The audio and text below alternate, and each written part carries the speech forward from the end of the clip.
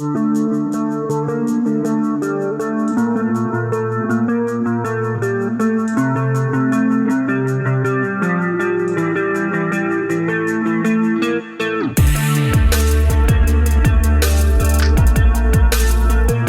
souffrance, la perte d'un de ses parents, l'enterrement, le défunt, la dépression, le deuil d'un parent peut causer des impacts sur les personnes concernées. En France, 5,1% des personnes ont perdu leur père avant l'âge de 20 ans et 1,3% de personnes ont perdu leur mère avant l'âge de 20 ans. Qu'est-ce que le deuil ? Pourquoi il est difficile et comment les psychologues peuvent nous aider à faire face à cette épreuve ? Pour tenter de répondre à ces questions, nous recevons Isabelle Buron, psychologue clinicienne à l'unité de soins palliatifs de l'hôpital de Mâcon. Bonjour Isabelle. Bonjour. Le deuil est une réaction émotionnelle que l'on vit à la suite d'un décès. On dit souvent qu'il y a plusieurs étapes dans un deuil. Pouvez-vous nous expliquer pourquoi ? On dit effectivement qu'il y a plusieurs étapes. On parle du travail de deuil qui a été beaucoup théorisé par les spécialistes et notamment qui décrit plusieurs phases quand on vit la perte d'un être cher. On peut même dire que le deuil, ça peut concerner la perte de quelqu'un, mais ça peut aussi être le deuil d'un événement de vie, la perte du travail ou le fait de ne pas avoir été reçu dans la formation qu'on souhaitait faire, une rupture sentimentale. Toutes ces choses-là, en fait, ce sont des deuils. Dans notre vie, on en fait constamment finalement. Et du coup, on dit qu'il y a plusieurs étapes dans ce travail à faire soi-même pour aller de mieux en mieux. Je vais vous les décrire brièvement. On a d'abord la première étape qui s'appelle le choc ou le déni. C'est le moment où on apprend le décès d'une personne. Et finalement, on peut avoir plusieurs réactions différentes. Ça peut être un état un peu de sidération où on ne sait pas comment réagir. On est comme bloqué, comme si on n'avait plus d'émotions, comme si on ressentait plus rien. Ou au contraire, on peut avoir des émotions très vives qui vont s'exprimer par des pleurs, des cris. Voilà, donc il y a différentes façons en fait de réagir. C'est chacun avec ses émotions. Donc ça, c'est vraiment la première étape. Suite à cette étape, on va vivre des sentiments un peu de colère, de frustration face à ce qu'on est en train de vivre, face à l'incompréhension aussi. Parfois, on vit la perte de quelqu'un comme une épreuve qui est injuste. Et du coup, ça va être un moment de notre vie où on peut en vouloir à tout le monde ou en vouloir au docteur qui n'a pas réussi à guérir notre parent. On peut en vouloir à l'endroit où la personne était hospitalisée ou aux personnes qui étaient proches aussi. On peut se dire peut-être ils n'ont pas pris assez soin de notre proche. Donc tout ça, ce sont des sentiments qui peuvent nous traverser. Après la colère, souvent il y a une étape qui s'appelle un peu le marchandage. Alors c'est théorique, mais c'est des choses qui sont un peu inconscientes où inconsciemment on va peut-être se dire si j'avais fait ça, peut-être que les choses auraient été différentes. Si j'avais été plus présente, peut-être que j'aurais pu changer le cours des choses. Et puis on va aussi avoir comme des périodes où on peut se sentir coupable, où on peut avoir des regrets par rapport à des choses qu'on n'aura pas eu le temps de faire ou de dire à la personne disparue. Donc tout ça, c'est des choses qu'on peut vivre quand on traverse cette période qui suit le décès d'un proche. Il y a aussi une autre étape, si on peut dire ça comme ça, qui va être un peu la tristesse, où là vraiment on expérimente le manque. C'est comme si on prenait conscience vraiment que la personne, quand elle est plus là, c'est pour la vie. Et du coup, il y a une profonde tristesse qui peut nous envahir et on peut avoir l'impression qu'on va pas réussir en fait à continuer à vivre des choses. On a du mal à donner du sens à la vie qu'on mène. Ça, c'est quelque chose qui peut durer un peu dans le temps et qui peut être accompagné aussi. Et donc, là, je vous décris vraiment rapidement toutes ces phases. Je m'expliquerai encore un petit peu après. Après cette période de grande tristesse, on a ce qui s'appelle l'acceptation. Donc, c'est-à-dire que là, à ce moment-là, on va commencer justement à pouvoir réinvestir des nouvelles choses, reprendre plaisir à être en contact avec ses proches. Par exemple, si on a perdu son père ou sa mère, peut-être que le lien avec le parent qui reste, il va aussi un petit peu évoluer. Donc tout ça, c'est des petites choses qui vont nous montrer que petit à petit, on arrive à surmonter la peine qu'on a pu ressentir. Toutes ces étapes, en fait, d'abord, tout le monde ne les vit pas dans l'ordre que je viens de te citer. Ça va prendre plus ou moins de temps. Et puis, il peut y avoir des moments où ça va un peu mieux et puis des moments où on a l'impression de faire des retours en arrière, de régresser, d'aller moins bien. C'est normal. Quand on traverse le deuil de quelqu'un, quand on perd quelqu'un de proche, toutes les journées ne se ressemblent pas et finalement, il peut y avoir des moments où ça va un peu moins bien, puis d'autres moments où on a l'impression de reprendre le cours de sa vie presque normalement. En fait, c'est le but du travail de deuil, c'est de pouvoir remonter, surmonter l'épreuve, surmonter les choses et redonner un nouveau sens, trouver des nouveaux repères dans sa vie. Qu'on soit enfant, ado ou adulte, la perte d'un de ses 2 parents peut être particulièrement difficile à vivre. Pouvez-vous nous expliquer pourquoi ? En fait, les parents, quelque part, c'est un petit peu comme si on image les choses, c'est un peu comme des protecteurs. C'est la génération au-dessus de nous qui nous protège aussi de nos propres peurs par rapport à la mort, notamment. Et quand on perd un des 2 parents, finalement, c'est un bout de cette barrière protectrice qui s'effondre. Et du coup, c'est aussi, comme je le disais tout à l'heure, tous les repères qu'on peut avoir dans notre vie, tout est brisé presque du jour au lendemain. Et finalement, on a l'impression qu'il nous manque quelque chose pour pouvoir avoir une vie satisfaisante. Même si on était en conflit avec ce parent décédé, on peut quand même être très touché émotionnellement. Comment l'expliquez-vous ? On peut être touché émotionnellement, en effet, parce que c'est pas parce qu'on a eu des fâcheries ou parfois même des fois des liens qui sont complètement rompus. Un papa ou une maman, ça reste notre père ou notre mère. Et même quoi qu'il ait pu arriver avant dans la vie, ce qui peut arriver un peu inconsciemment aussi, c'est que le jour où c'est terminé, le jour où la personne a disparu, on sait qu'on pourra plus jamais réparer. Et du coup, c'est un petit peu ça qui fait que on a quand même des émotions, parce que même si on peut ressentir de la haine parfois pour un parent peut-être, si jamais cette personne disparaît, on a quand même des émotions. Même dans la haine, il y a un peu de l'amour, si je peux dire ça comme ça. Et du coup, on ressent quand même de la tristesse, on ressent quand même le manque.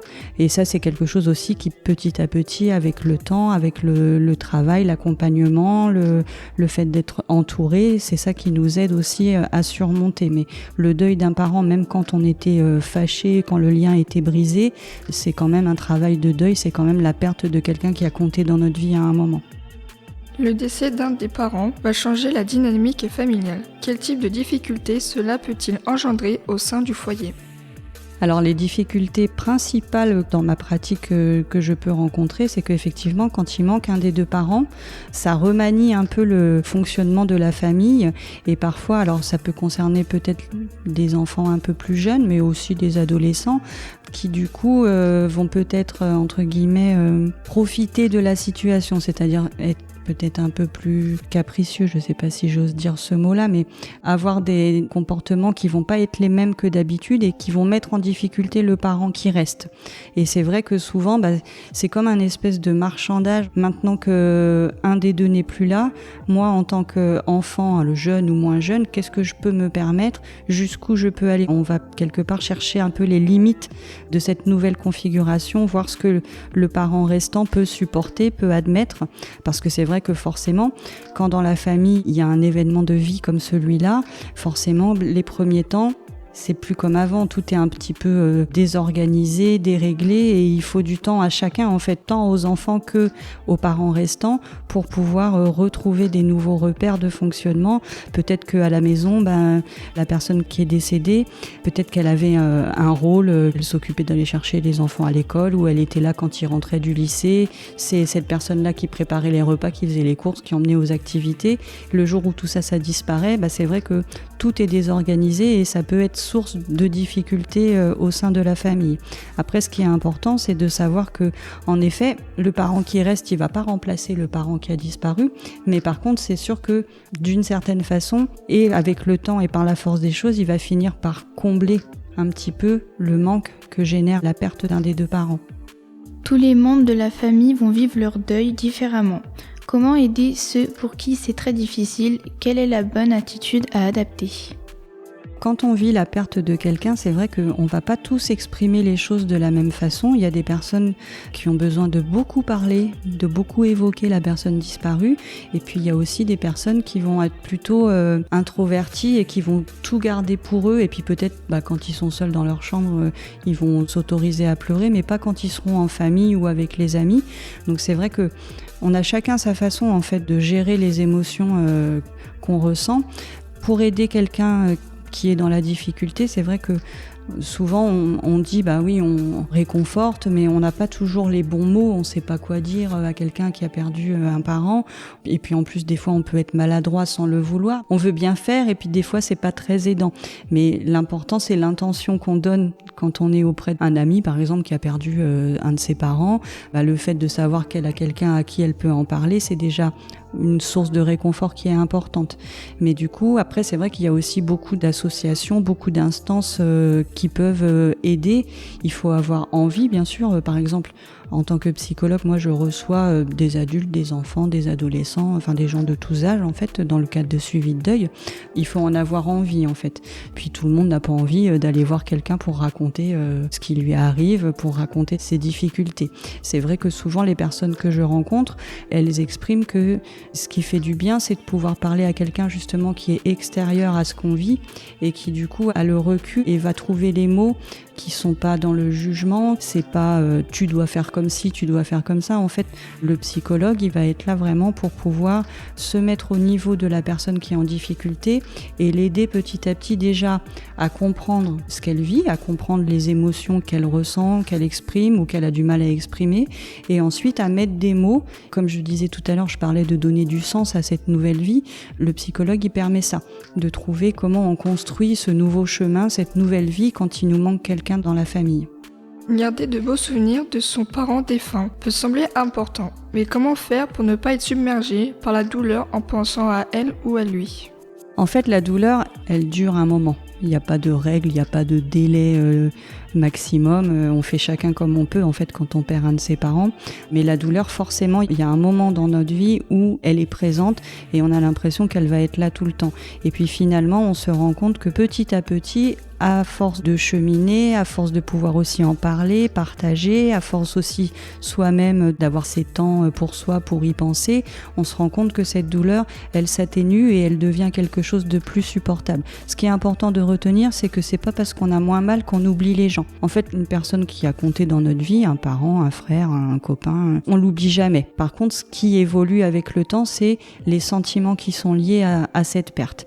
Et du coup, cette douleur, forcément que les premiers temps, c'est difficile de parler de quelqu'un de disparu. Tout de suite, ça nous met les larmes aux yeux. On n'est pas bien, on n'a que envie de pleurer. Et puis, en fait, on se rend compte que petit à petit, notre façon de vivre, elle est un petit peu comme ça. C'est que même si on vit des choses difficiles, on a tous en nous des capacités pour s'adapter à ce qui nous arrive. Encore une fois, on a chacun besoin de notre temps.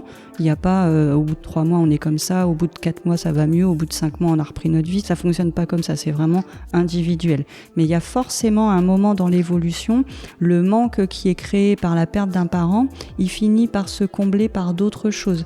Et encore une fois, on n'oublie pas. Les gens qu'on a aimés, on les oublie pas, mais par contre ils nous accompagnent différemment, ils font partie de nous et on peut petit à petit, on se rend compte que quand on les évoque, ça nous fait plus exactement la même émotion. On a toujours parfois peut-être de la tristesse. On vit un moment heureux par exemple et puis on se dit mince, il est pas là, elle est pas là, j'aurais bien aimé qu'elle soit là. Et du coup, il y a toujours des petits moments d'émotion qui vont remonter dans notre vie, mais la tristesse et la douleur, elles évoluent forcément vers quelque chose qui devient un peu plus naturel et c'est ce qui nous permet de continuer à vivre. Et puis ensuite, après, justement, quand on vit des belles choses, on se dit tiens, de là où t'es, tu vois que j'y arrive, tu vois que je m'en sors. Ça évolue, il faut se laisser le temps et puis surtout, faut pas hésiter à en parler. Alors, tout à l'heure, je parlais de psychologue, mais ça peut aussi être d'en parler aux parents restants, à ses frères et sœurs, à sa meilleure amie. Ça peut être bien de voir un professionnel si on en ressent le besoin, mais on a aussi dans son entourage souvent des ressources qui nous permettent de pouvoir se confier, de pouvoir, comme on dit, vider notre sac, de pouvoir se sentir un petit peu plus léger après. Le but, c'est ça en fait, c'est que ce poids qu'on a en nous, c'est que petit à petit, il s'allège. Quels sont les signes qui peuvent indiquer que le ou la conjointe du défunt et ses enfants auraient besoin d'une aide psychologique pour faire leur deuil ? Souvent, ce qui peut attirer l'attention et puis être un signal d'alarme, c'est quand justement on voit que le temps passe et que tout reste figé, il n'y a rien qui change, on n'arrive plus à, entre guillemets, à vivre la vie, on n'arrive plus à faire des choses, on n'arrive pas, par exemple pour le parent, ça peut être peut-être d'avoir arrêté son activité professionnelle et de pas se sentir capable d'y retourner. Pour les enfants, ça peut être la rupture scolaire ou le fait de plus avoir envie d'aller voir ses amis. Donc tout ça, il y a des petits signes. Le fait aussi que peut-être à la maison, les relations qui étaient bonnes avant, elles deviennent conflictuelles tout le temps. Tout ça, c'est des petits signes qui peuvent montrer que effectivement, ce serait peut-être intéressant de pouvoir aller en parler avec quelqu'un. Parfois, je parle des psychologues parce que c'est le métier que je connais, mais les psychologues peuvent recevoir une personne seule, mais on fait aussi des entretiens en famille où on essaye justement de discuter. Et puis le psychologue, c'est vraiment la personne tierce qui va donner l'occasion à chacun de se dire les choses, mais dans une ambiance apaisée. C'est vraiment quand on voit que les choses sont enquistées, qu'il n'y a rien qui bouge, qu'on reste dans un mauvais état d'esprit, qu'on n'arrive pas du tout à surmonter, que si on dort mal, si on n'arrive pas à s'alimenter, des signes comme ça qui peuvent attirer l'attention. En tant que psychologue, quelle méthode utilisez-vous pour accompagner les personnes dans leur deuil ? L'accompagnement psychologique, il se fait vraiment au rythme de chaque personne. C'est-à-dire qu'il y a des personnes, par exemple, qui viennent me rencontrer une première fois tout de suite après le décès d'un de leurs proches. Et il y a des gens aussi qui m'appellent 6 mois, parfois même 1 an après le décès du proche, qui ont besoin en fait d'évoquer la situation parce qu'ils ont l'impression, d'avoir réussi à avancer dans leur vie, mais tout d'un coup, il y a des choses qui les rattrapent, ils ont l'impression de nouveau d'aller moins bien psychologiquement. Donc du coup, c'est un accompagnement qui se fait vraiment en fonction de chaque personne. Et comme je le disais un petit peu tout à l'heure, l'aide qu'on peut apporter, c'est vraiment justement dans le fait de donner un nouveau sens à la vie. Parce qu'effectivement, quand on perd son mari ou sa femme, ou son père ou sa mère, il nous manque un bout de nous. Et il faut trouver comment faire pour pouvoir donner du sens à cette nouvelle existence. Et le travail d'accompagnement psychologique, il va permettre petit à petit à voir, aujourd'hui j'en suis là, je me sens mal, je me sens inutile, j'ai envie de rien, comment je peux faire pour que ça évolue. Et en fait, déjà la première chose, c'est de se sentir libre de pouvoir parler, parce que c'est vrai que parfois quand on perd quelqu'un, les gens autour de nous, ils sont présents, ils prennent de nos nouvelles, et puis petit à petit, pour notre entourage, même les gens proches, parfois, la vie elle reprend son cours, et souvent les gens autour de nous, eux ils continuent leur vie, alors que nous on est toujours coincés dans ce deuil, et du coup le temps il s'écoule pas de la même façon quand on vit soi-même les choses que quand on est à côté, même si on est très proche. Donc c'est vrai que le fait de voir un psychologue, ça peut permettre justement de se dire, moi j'en suis là, j'ai pas avancé aussi vite que a priori j'aurais dû, mais il y a rien de grave en fait. Ce qui est important, c'est vraiment de voir que jour après jour, il y a des choses nouvelles, et puis il y a des jours difficiles, il y a des jours où ça va un petit peu mieux. Il est souvent difficile de trouver les bons mots pour expliquer un décès à des très jeunes enfants. Comment faire ? Pour expliquer aux tout petits, à des jeunes enfants, ce qui est important, moi souvent c'est des conseils que je donne aux familles. Avec les petits, déjà il faut savoir que jusqu'à 5-6 ans, la notion de vie, de mort, elle n'est pas vraiment acquise psychologiquement. Les enfants, avant 4 ans, vous voyez, ils font des jeux où ils disent je te tue et puis après tu revis. En fait, pour eux, ça leur parle pas. Donc c'est vrai qu'il faut toujours avoir des mots qui sont adaptés à leur âge et à leur possibilité de comprendre les choses. Ce qui est important, c'est aussi surtout avec les tout petits, de pas trop imager. Alors trouver des mots qui sont doux, parce que le but c'est pas de les traumatiser, mais il faut trouver les mots qui vont leur parler. Parce que si on dit papy il est monté au ciel, ou papy maintenant il est dans les nuages, pour un petit, concrètement il imagine que papy il est sur un nuage. Moi j'ai l'exemple d'un petit garçon, on m'avait expliqué, un petit garçon en fait à chaque fois qu'il pleuvait, du coup il pleurait parce qu'il avait peur que son papy il tombe des nuages. C'est pour ça que je dis c'est important d'utiliser des mots qui sont vrais, des mots qui sont simples à comprendre, mais par contre qui vont lui permettre de comprendre pourquoi il ne reverra pas cette personne en fait. Est-ce que vous pouvez nous donner des idées de mots à employer pour évoquer ça aux enfants ? Par exemple, on peut très bien expliquer une personne qui va décéder des suites d'une maladie grave comme un cancer ou alors qui va décéder brutalement d'un accident. Ce qui est important, c'est vraiment, par exemple pour la maladie grave, d'expliquer à l'enfant que la maladie grave, c'est pas le rhume que nous on a et puis dont on va se remettre au bout de 4, 5, une semaine.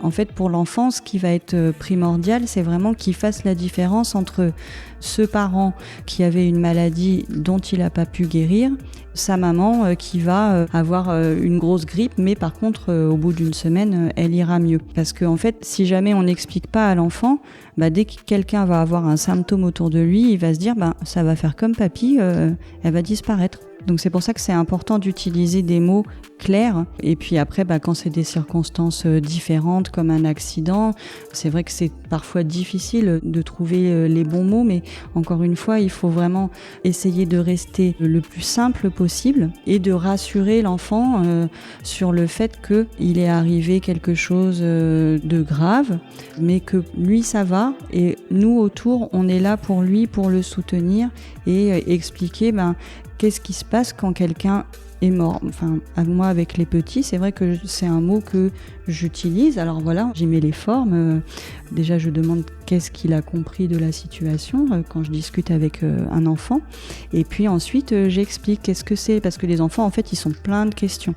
Et j'explique qu'est-ce que c'est quand on est mort. La mort, c'est qu'on ne respire plus. Il arrive parfois que des gens disent à un tout petit, il s'est endormi, et il dort et on ne peut pas le réveiller. De dire à un enfant que papy s'est endormi et puis voilà, on ne le verra plus, ça peut générer des angoisses en fait.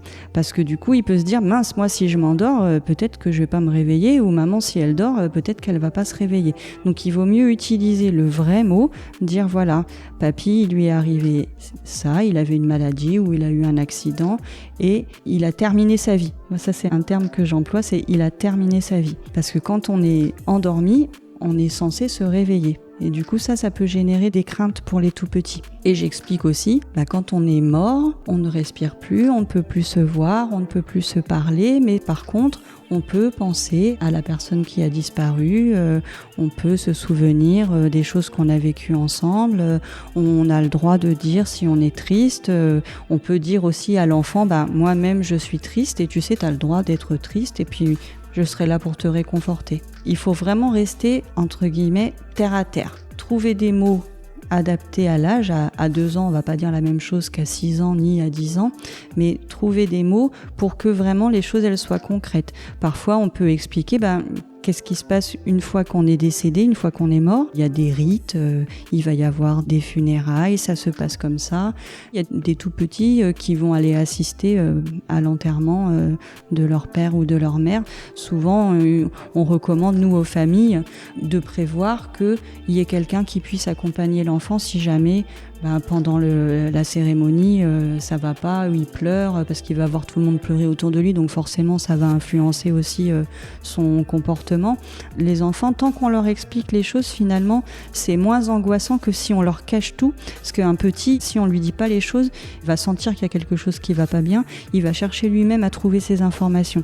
Et parfois les enfants, ils ont une imagination qui est quand même assez débordante et ils peuvent s'imaginer des choses encore bien plus graves. Donc il vaut mieux prendre le temps de s'asseoir avec eux, discuter.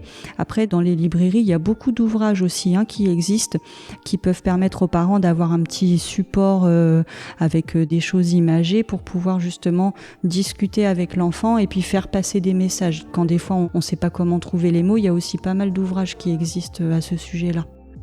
Pour finir, quels sont les signes qui indiquent qu'on a terminé notre période de deuil ? Souvent, on dit que pour que le deuil soit entre guillemets terminé, c'est quand on a pu reprendre un petit peu sa vie sans être complètement effondré et qu'on a pu reprendre ses activités comme avant, qu'on a pu reprendre le contact avec les gens autour. Et puis encore une fois, le fait de pouvoir évoquer la personne disparue sans être dans une peine infinie et se morfondre, ça c'est un des signes qui montre qu'effectivement on a surmonté ce qu'on appelle cette période de deuil. Merci à Isabelle Buron, psychologue clinicienne à l'unité de soins palliatifs de l'hôpital de Mâcon, d'avoir répondu à toutes nos questions concernant le deuil d'un de ses parents. Vous pouvez réécouter cette émission sur le site internet de radioaleo.fr.